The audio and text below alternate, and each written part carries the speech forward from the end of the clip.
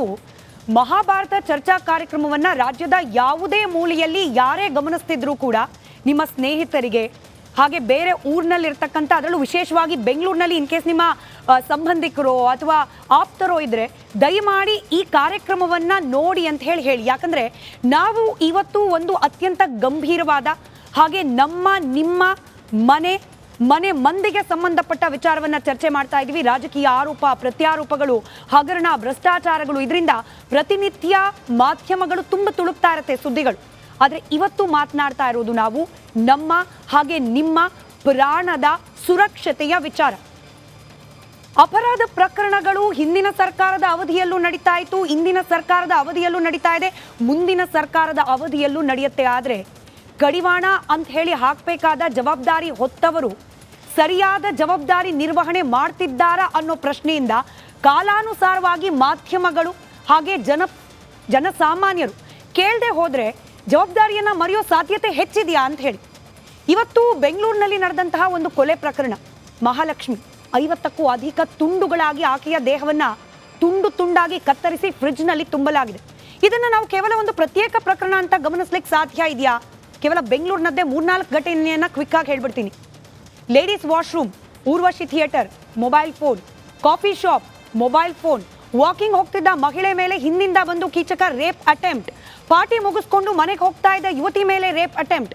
ಅಲ್ಲಿಗೆ ಮಹಿಳಾ ಸುರಕ್ಷತೆ ಅನ್ನೋದು ಪ್ರಶ್ನಾರ್ಹವಾಗಿ ಈಗಲೂ ಕೂಡ ಉಳಿದಿದೆಯಲ್ವಾ? ಮತ್ತೊಂದು ಕಡೆಯಲ್ಲಿ ಯಾರು ಇದನ್ನೆಲ್ಲ ಕಂಟ್ರೋಲ್ ಮಾಡಬೇಕು? ಜನಪ್ರತಿನಿಧಿಗಳು. ಅವರಲ್ಲಿ ಬಹುತೇಕರು ಎಲ್ಲಿದ್ದಾರೆ ಇವತ್ತು? ಪರಪ್ಪನ ಅಗ್ರಹಾರ ಅವರ ಪರ್ಮನೆಂಟ್ ಅಡ್ರೆಸ್ ಆಗಿ ಹೋಗಿದೆ. ಅವರೇನೇ ಆರೋಪ ಹೊತ್ತು ಅಪರಾಧಿಗಳ ಸ್ಥಾನದಲ್ಲಿ ನಿಂತಿರುವಾಗ ಕಂಟ್ರೋಲ್ ಮಾಡೋರು ಯಾರು? ಪ್ರಶ್ನೆ ಕೇಳಬೇಕಾಗಿರೋದು ಯಾರನ್ನ? ಅತ್ಯಂತ ಗಂಭೀರವಾದ ವಿಚಾರ. ನೀವು ಮನೆಯಲ್ಲಿ ಇದ್ರೂ ಸುರಕ್ಷಿತವಾಗಿರ್ತೀವ, ಮನೆಯಿಂದ ಹೊರಗೆ ಬಂದರೂ ಸುರಕ್ಷಿತವಾಗಿ ಉಳಿತೀವ? ಆ ಪ್ರಶ್ನೆಗೆ ಉತ್ತರವನ್ನ ಕಂಡುಕೊಳ್ಳೋ ಪ್ರಯತ್ನವನ್ನ ಇವತ್ತಿನ ಚರ್ಚಾ ಕಾರ್ಯಕ್ರಮದಲ್ಲಿ ಮಾಡ್ತಾ ಹೋಗೋಣ.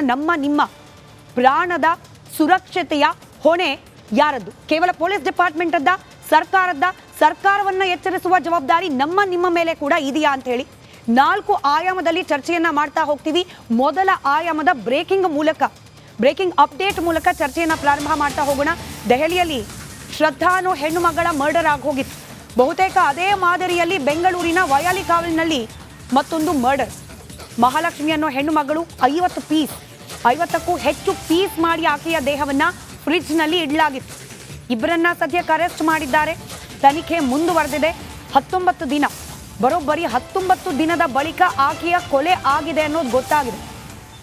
ಕೊಳೆತು ವಾಸನೆ ಬಂದ ನಂತರದಲ್ಲಿ ಇಂಥದ್ದೊಂದು ಕೊಲೆ ಆಗಿದೆ ಅನ್ನೋ ಮಾಹಿತಿ ಹೊರಬಿದ್ದಿದೆ.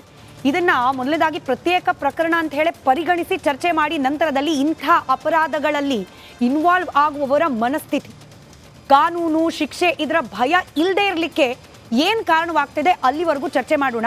ಚರ್ಚೆಯಲ್ಲಿ ನಿವೃತ್ತ ಪೊಲೀಸ್ ಅಧಿಕಾರಿ ಬಸವರಾಜ್ ಮಾಲ್ಗತ್ತಿ ಸರ್ ಇದ್ದಾರೆ, ಹಿರಿಯ ಪತ್ರಕರ್ತರು ರಾಜಕೀಯ ವಿಶ್ಲೇಷಕರು ಆಗಿರುವ ಶಿವಶಂಕರ್ ಸರ್ ಇದ್ದಾರೆ, ಬಿಜೆಪಿ ಮುಖಂಡರು ಹಾಗೆ ನಿವೃತ್ತ ಪೊಲೀಸ್ ಅಧಿಕಾರಿ ಆಗಿರುವ ಭಾಸ್ಕರ್ ರಾವ್ ಸರ್ ಇದ್ದಾರೆ, ಹಾಗೆ ವಕೀಲರು ವಾಸುದೇವರಾವ್ ಕಶ್ಯಪ್ ಇದ್ದಾರೆ. ಎಲ್ರಿಗೂ ಕಾರ್ಯಕ್ರಮಕ್ಕೆ ಸ್ವಾಗತ. ಮೊದಲದಾಗಿ ಮಾಲ್ಗತ್ತಿ ಸರ್, ನಿಮ್ಮಿಂದಲೇ ಪ್ರಾರಂಭ ಮಾಡ್ತೀನಿ. ನೀವು ಇಂಥ ಅನೇಕ ಕೊಲೆ ಪ್ರಕರಣಗಳನ್ನ ನೋಡಿದ್ದೀರಿ, ಇನ್ವೆಸ್ಟಿಗೇಟ್ ಮಾಡಿದ್ದೀರಿ. 50 ಪೀಸ್ ಸರ್, ನಾನು ಬೆಳಗ್ಗೆ ನ್ಯೂಸ್ನಲ್ಲಿ ಕೂಡ ಅದನ್ನೇ ಪ್ರಸ್ತಾಪ ಮಾಡ್ತಿದ್ವಿ. ಒಂದೇಟು ಹೊಡೆದ ನಂತರ 2ನೇ ಏಟು ಹೊಡಿಬೇಕಾದ್ರೂ ಕೂಡ ನಾವು ಇದರ ಪರಿಣಾಮ ಏನು ಅಂತ ಹೇಳಿ ಪ್ರಜ್ಞಾವಂತರಾಗಿದ್ದವ್ರಿಗೆ ಆ ಪ್ರಜ್ಞೆ ಕಾಡುತ್ತೆ. ಕೂತ್ಕೊಂಡು 50 ಪೀಸ್ ಮಾಡೋದು ಅಂದ್ರೆ ಸುಮ್ಮನೆ ಕೆಲಸ ಅಲ್ಲ sir. It takes time also. ಮನಸ್ಥಿತಿ ಪ್ರಶ್ನೆ ಪಕ್ಕಕ್ಕಿಡಿ, ಟೈಮ್ ಆಲ್ಸೋ. ಬೆಂಗಳೂರಿನಂಥ ನಗರದಲ್ಲಿ ಒಬ್ಬ ಹಿಂಗೊಂದು ಮರ್ಡರ್ ಮಾಡಿ 50 ಪೀಸ್ ಮಾಡೋ ತನಕ ಅಕ್ಕಪಕ್ಕದ ಮನೆಯವ್ರಿಗೆ ಗೊತ್ತಾಗ್ತಿಲ್ಲ ಅಂದ್ರೆ ಹೆಂಗಿದೆ ಹಂಗಾದ್ರೆ ಪರಿಸ್ಥಿತಿ ಅಂತ? ಇದು ವಿಕೃತ ಮನಸ್ಸಿನವರು ಮಾಡುವಂಥದ್ದು ಕ್ರಿಯೆ. ಇದೆಲ್ಲ ನೋಡಿದ್ರೆ ಅವ್ರಿಗೆ ಹೆದರಿಕೆ ಇಲ್ಲ, ಕಾನೂನು ಹೆದರಿಕೆ ಇಲ್ಲ, ಪೊಲೀಸರ ಹೆದರಿಕೆ ಇಲ್ಲ, ಕೋರ್ಟ್ ಹೆದರಿಕೆ ಇಲ್ಲ. ನಾವು ಹಿಂದೆ ಇದ್ದಾಗೆ ಎಲ್ಲ ಸಾಹೇಬ್ರಿಗೆ ಗೊತ್ತಿದೆ, ತಂದು ಬರೋಬ್ಬರಿ ಭರಮಪಾಯಿಸ್ತಿದ್ದೀವಿ, ಒಣಕೆ ಹಾಕ್ತಿದ್ದೀವಿ, ಏರೋಪ್ಲೇನ್ ಮಾಡ್ತಿದ್ದೀವಿ. ಈಗೆಲ್ಲ ನಾವು ಬಂದವರೆಲ್ಲರೂ ಹ್ಯೂಮನ್ ರೈಟ್ಸ್ ಹ್ಯಾಂಗೆ ಹೇಳ್ತದೆ, ಸುಪ್ರೀಂ ಕೋರ್ಟ್ ಗೈಡ್ಲೈನ್ಸ್ ಹ್ಯಾಂಗೆ ಹೇಳ್ತದೆ, ಹಿಂಗೆ ಹೇಳ್ತದೆ. ಈಗ ದುಡ್ಡು ಕೊಟ್ಟು ಬಂದಿರ್ತಾನೆ, ಅವ್ನಿಗೇನು ಕೆಪೇಬಲ್ ಇದ್ದಾನೋ ಇನ್ಕೆಪೇಬಲ್ ಇದ್ದಾನೋ ಏನೂ ಗೊತ್ತಿಲ್ಲ. ಅದು 1 ವರ್ಷ ಪೀರಿಯಡು. 1 ವರ್ಷದಲ್ಲಿ 4 ತಿಂಗಳು ಅವನು ಆ ಸ್ಟಡಿ ಮಾಡೋದ್ರಲ್ಲೇ ಹೋಗ್ತದೆ. ಏರಿಯಾಗ ಜುಡಿಸೆಕ್ಷನ್ದಲ್ಲಿ ಏನು ಯಾರು ಕೇಳಿ ಯಾವನು ಒಳ್ಳೆಯವನು ಕೆಟ್ಟವನು, ಏನು ವ್ಯವಹಾರ ನಡೀತದೆ ಅನ್ನೋದು ತಿಳ್ಕೊಳ್ಳಿಕ್ಕೆ 4 ತಿಂಗಳು ಹೋಗ್ತದೆ. ಮುಂದೆ 4 ತಿಂಗಳು ಕೆಲಸ ಮಾಡ್ತಾನೆ, ಮುಂದೆ 4 ತಿಂಗಳು ಮತ್ತೊಂದು ಜಾಗ ಹುಡುಕ್ಲಿಕ್ಕೆ ಪ್ರಯತ್ನ ಮಾಡೋದು. ಸೊ ಈ ಥರ ಅಟ್ಮಾಸ್ಫಿಯರ್ ಇದ್ದಾಗ ಏನು ಮಾಡ್ಲಿಕ್ಕೆ ಸಾಧ್ಯ ಇದೆ? ಅಟ್ಲೀಸ್ಟ್ ಅವ್ನಿಗೆ 2 ವರ್ಷ ಇಟ್ಟರೆ ಅಟ್ಲೀಸ್ಟ್ ಅವ್ನಿಗೆ ಏನಾದರೂ ಗೊತ್ತಿದ್ದವನು ಕೆಲಸ ಮಾಡಬಹುದು. ಮತ್ತು ಹಾಕಬೇಕಾದ್ರೆ ಅವನು ಎದರಲ್ಲಿ ಅವನು whether is capable or not ಅನ್ನೋದು ನೋಡೋದಿಲ್ಲ. ಅವನಿಗೆ ಉದಾಹರಣೆ ಈ ಶ್ರೀರಾಮ್ಪುರ ಅಂಥಲ್ಲಿ ಯಾವನು ತಾಕತ್ತಿದ್ದಾನೆ, ಯಾವನು ಜೋರಿದ್ದಾನೆ, ಯಾವನು ಬಲಾಟೆ ಇದ್ದಾನೆ, ಬಲಿಷ್ಠ ಇದ್ದಾನೆ, ನಿರ್ಭಯದಿಂದ ಕೆಲಸ ಮಾಡ್ತಾನೆ, ಅಂಥವನಿಗೆ ಹಾಕಿದ್ರೆ ಆಟೋಮೆಟಿಕ್ ಕಂಟ್ರೋಲ್ ಆಗ್ತದೆ. ಯಾವನೋ ಬಂದು ಎಲ್ಲರೂ ಹಂಗೆ ಇರೋದಿಲ್ಲ. ನಾನು ಒಪ್ಕೋತೇನೆ, ನಾವು ಎಲ್ಲ ಆಫೀಸರ್ಸು ಖಡಕ್ ಇರಬೇಕು, ಎಲ್ಲರೂ ಟೈಟ್ ಇರಬೇಕು, ಎಲ್ಲರೂ ಶೂರ್ ಇರಬೇಕು, ಧೀರ್ ಇರಬೇಕು ಅಂತ ಹೇಳೋದಿಲ್ಲ. ಅವ್ರವ್ರ ಮನಸ್ಸು ಸ್ಥಿತಿ ಇರ್ತದೆ. ಕೆಲವೊಬ್ಬರು ಮೆತ್ತಗಿರ್ತಾರೆ, ಕೆಲವೊಬ್ಬರು ಜೋರು ಇರ್ತಾರೆ. ಯಾವನು ಜೋರು ಇದ್ದಾವ ಅವನಿಗೆ ಆ ಕೆಲಸ ಕೊಡಬೇಕು. ಅದು ಬಿಟ್ಟುಕೊಟ್ಟು ದುಡ್ಡು ಕೊಟ್ಟು 50 ಲಕ್ಷ 80 ಲಕ್ಷ ಎಲ್ಲ ರೇಟ್ ಫಿಕ್ಸ್ ಮಾಡಿದ್ದಾರೆ. ಬರ್ತಾರೆ, ಬಂದು ಮಾಡ್ತಾರೆ. ದುಡ್ಡಿನ ವಿಚಾರದಲ್ಲಿನೇ ಬೆಳಗ್ಗೆ ರಾತ್ರಿ ಎಲ್ಲ ದುಡ್ಡಿನ ವಿಚಾರನೆ. ಯಾಕಂದ್ರೆ ಸಾಲ ತೊಗೊಂಡು ಬಂದಿರ್ತಾನವ, ಅದನ್ನು ಬಡ್ಡಿ ಕಟ್ಟಬೇಕಲ್ಲ. ಮತ್ತು ಇವರು ಎಲ್ಲಿ ರಾಬರಿ ಮಾಡಬೇಕು, ಒಂದು FIR ಹಾಕಕ್ಕೆ ದುಡ್ಡು ಕೇಳ್ತಾರೆ, ಎಲ್ಲಕ್ಕೂ ದುಡ್ಡು ಕೇಳ್ತಾರೆ. ಏನು ಈ ವ್ಯವಸ್ಥೆ ಅನ್ನೋದು ಹದಗೆಟ್ಟು ಬಿಟ್ಟಿದೆ. ಏನು ಅದರಲ್ಲಿ ಇದು ಇಲ್ಲ. ಯಾವ ಬಂದರೂ ಎಲ್ಲ ಸರ್ಕಾರದಲ್ಲಿ ಇದು ಇರೋದೇ, ಒಂದೇ ಸರ್ಕಾರ ಅಂತ ಹೇಳ್ತಾ ಇಲ್ಲ ನಾನು. ಈ ಥರ ಪರಿಸ್ಥಿತಿದಾಗ ಏನು ಮಾಡ್ಲಿಕ್ಕಾಗ್ತದೆ? ಜನರಿಗೆ ಏನೇ ಹೆದರಿಕೆನೇ ಇಲ್ಲ. ಮತ್ತು ಸೀನಿಯರ್ ಆಫೀಸರ್ಸ್ ಇದ್ದರೆ, ಹಿಂದೆ ಶಂಕರ್ ಬಿದ್ರಿ ಅವರು ಇದ್ದರು, ಅವಾಗಿದ್ದಾಗ ನೋಡಿ 11 ಎನ್ಕೌಂಟರ್ ಮಾಡಿಸಿದ್ರು. ಸ್ವಲ್ಪ ರೌಡಿಗಳಿಗೆ ಇದು ಹೆದರಿಕೆ ಬೇಕ್ರಿ, ಪೊಲೀಸರು ಹೆದರಿಕೆ. ನಮ್ಮ ನಾಟಕ ಕಂಪ್ನಿನ ಡ್ರೆಸ್ ಹಾಕೊಂಡು ಬರೀ ಪೋಸ್ ಮಾಡೋದು, ಈಗ ಬರೀ ವಸೂಲು ಮಾಡೋದು ಅದೇ ಕೆಲಸನ.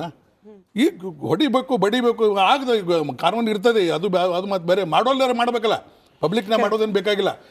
ನಾವು ಇನ್ಸ್ಪೆಕ್ಟರ್ಗಳು ಇದ್ದಾಗೆ ಪಬ್ಲಿಕ್ನಲ್ಲಿನೇ ಬೇಡಿ ಹಾಕೊಂಡು ತಲೆ ಬೋಳಿಸಿ ಮೆರವಣಿಗೆ ಮಾಡ್ತಿದ್ವಿ ಚಡ್ಡಿ ಮೇಲೆ.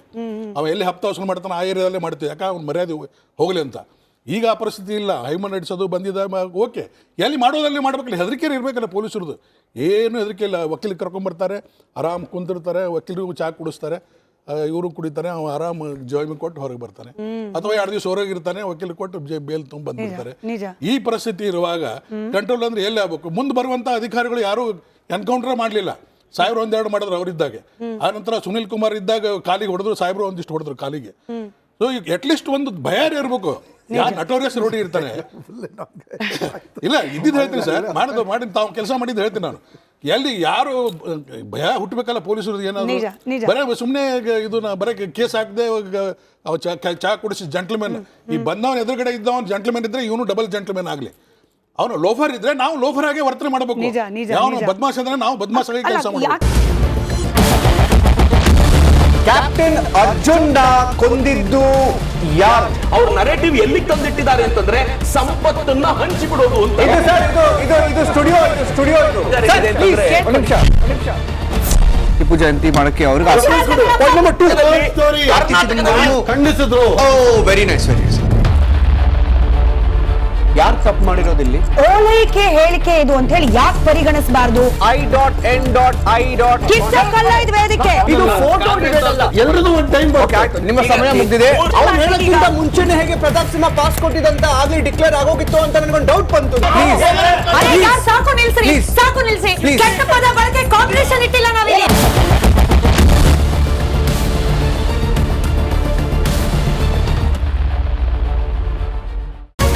ರಿಪಬ್ಲಿಕ್ ವರ್ಡ್ ಆಪ್ ಇದು ಕೇವಲ ಅಪ್ಲಿಕೇಶನ್ ಅಲ್ಲ, ಸಮಗ್ರ ಸುದ್ದಿಗಳ ಸಂಪರ್ಕ ಮಾರ್ಗಕ್ಕೆ ಕ್ರಾಂತಿಕಾರಿ ಬದಲಾವಣೆ.